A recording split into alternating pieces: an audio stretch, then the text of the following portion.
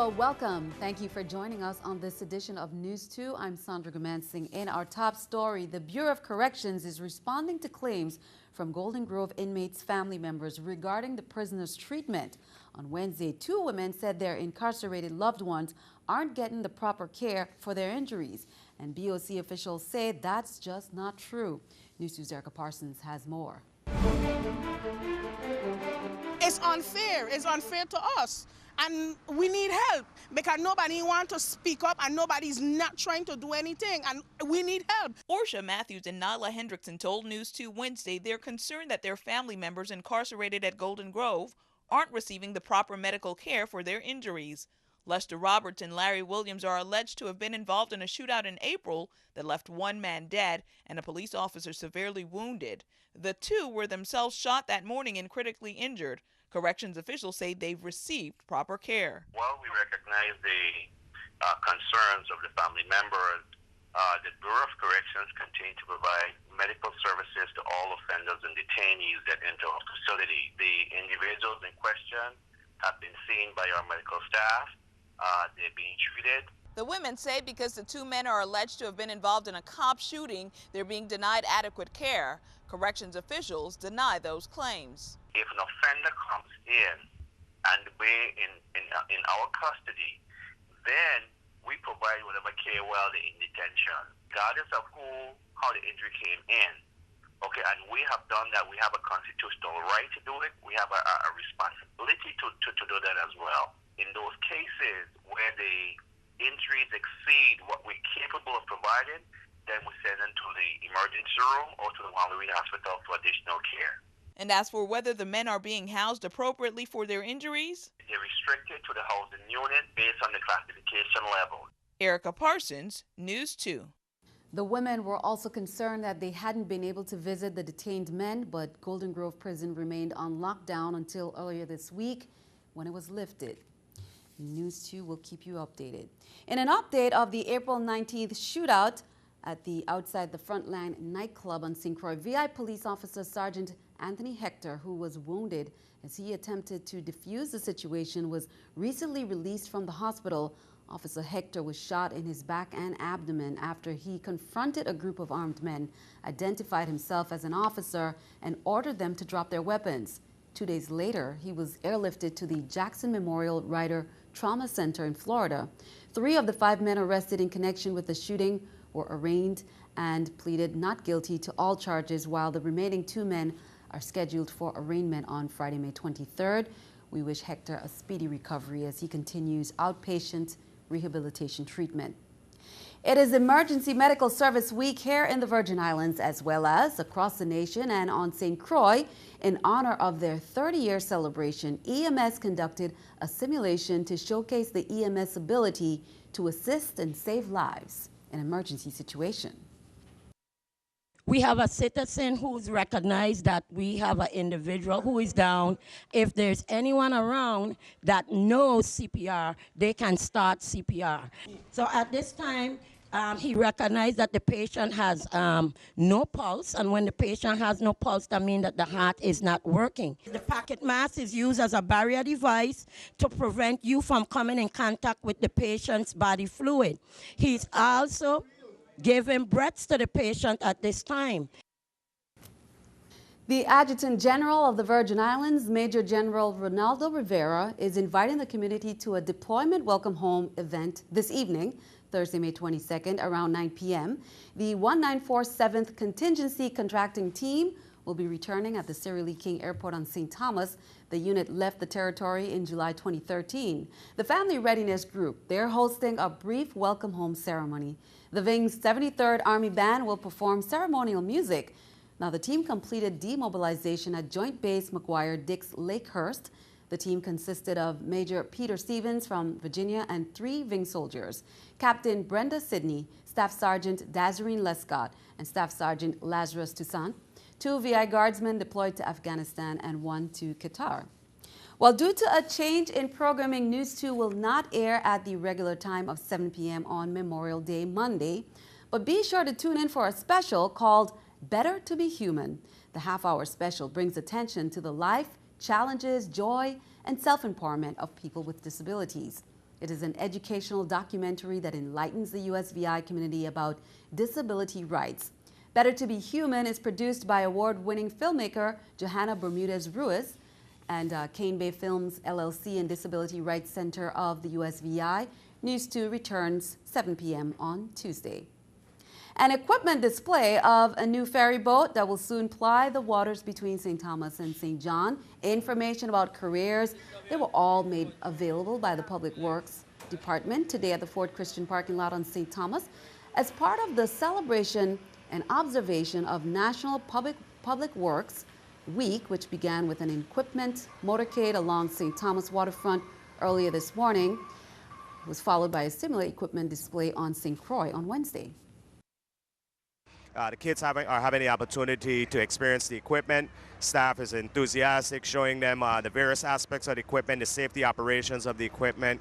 All of this is in hopes of just exposing the kids to job opportunities as they're young, and this is the time where we could influence them in a positive way to look at careers, whether it be in engineering, transportation, the whole 9 yards. And we give us the opportunity to really highlight today for the kids here on the island of St. Thomas. In other news, the president's hand-picked investigator, Rob Neighbors, is in Phoenix meeting with staff of the hospital at the center of a growing VA healthcare scandal. As many as 40 veterans may have died waiting for treatment at that facility. The House Veterans Affairs Committee is conducting its own investigation, and frustrated lawmakers say they're not getting all the facts. VA Secretary Eric Shinseki met with Illinois Senator Dick Durbin to discuss allegations about secret wait lists at the Hines facility near Chicago. Be sure to tune in to CBS News at 7:30 for more on this story. Keeping our eye on the economy, Toyota is recalling nearly 500,000 vehicles for 3 separate safety problems: 370,000 Sienna minivans and 50,000 Highlander and Highlander hybrid SUVs because of a front airbag problem, and over 10,000 Lexus GS 350 sedans. At least 3 states are now investigating. In other news, eBay's security practices. The probe follows a massive cyber attack at the e-commerce site that compromised the personal data of its 145 million users.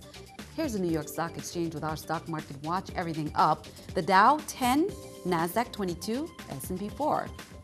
Coming up on News 2, we continue our Mental Health Month awareness. Tonight's topic: anxiety and depression.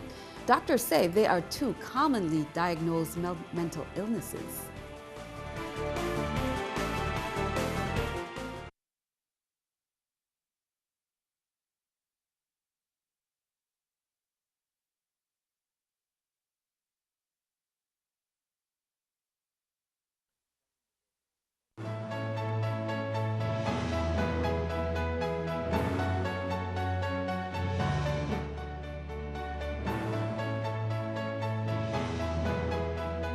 As part of Mental Health Awareness Month, tonight's segment features a look at both anxiety and depression as 2 commonly diagnosed mental illnesses. Anxiety and depression signs often affect our everyday lives.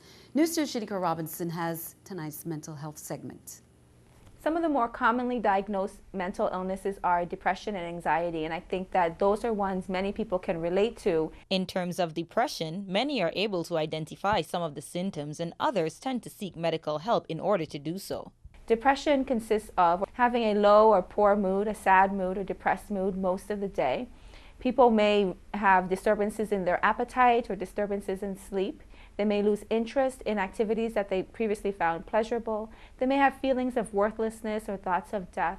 You may see people with depression withdrawing from their family and their friends and generally living life a little bit less than they used to. Several types of anxiety disorders, such as panic or obsessive compulsive disorders, affects about 18% of the population. Generally, the anxiety disorders have a few things in common. One is fear and the other is worry. A few signs that you may be experiencing some form of anxiety are intense episodes of anxiety or fear, increased heart rate, unable to control disturbing thoughts, and constant worry. Depressive disorders and anxiety disorders respond well to therapy. They also respond to medication. If someone is suffering from an anxiety disorder or depression, it is recommended that they discuss their concerns with their primary care doctor or request a counselor at the mental health clinic. It's important that people try to maintain the best quality of life that they can for themselves, for their own sake. And so if you're having those types of symptoms, to get them checked out is very important. Shaniqua Robinson, News 2. Well, on Tuesday, May 27, schizophrenia is the topic of a forum with Dr. Ivan Sang from 10:30 to 11:30 a.m. at the Department of Mental Health. Well, as we mentioned last week, some of the Nurses Week events had to be rescheduled because of inclement weather. Well, coming up on Friday, May 23rd, the local reggae show will take place at 6:30 p.m. at the racetrack, and the hospitality celebratory parade was rescheduled to Saturday, May 24th from 10 a.m. to noon, and it will be from the VICC parking lot to the emergency rooms parking lot.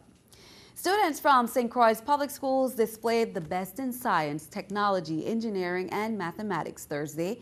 The annual STEM fair was held at Sunshine Mall, and along with parents and fellow students, judges walked around to choose the top entries.